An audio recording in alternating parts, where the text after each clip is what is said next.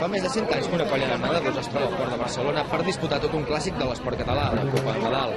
Però quin és l'esperit que els mou a llançar-se a una aigua que es troba a 13 graus de temperatura per nedar 200 metres?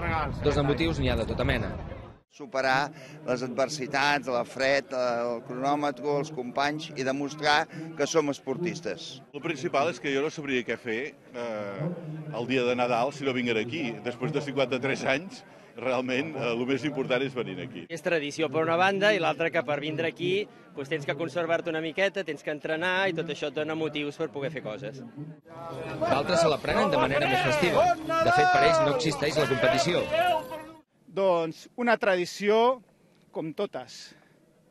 Bueno, m'agrada banyar-me el dia de Nadal, fonamentalment és per això, perquè és fantàstic. I després n'hi ha que es tiren per primer cop, tot i que els motius que ho porten a fer no ho queden gaire aclarits.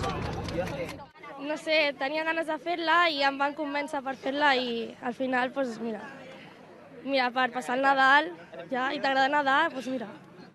Ells són els participants més joves. Gràcies a la seva participació, el futur de la Copa Nadal, aquesta centenària prova, té el futur més que garantit. Ramon Tresens és el contrapunt de tots ells. Amb 79 anys ha estat el nedador de més edat que s'ha llançat per disputar-la per enèsim cop.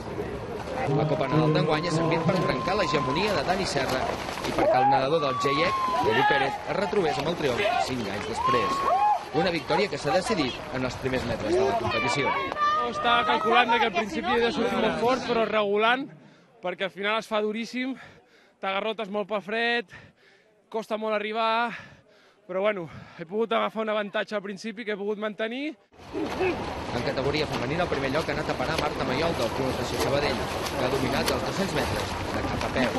La matinal del Port de Barcelona s'ha convertit en tota una postal nadalenca de l'esport català.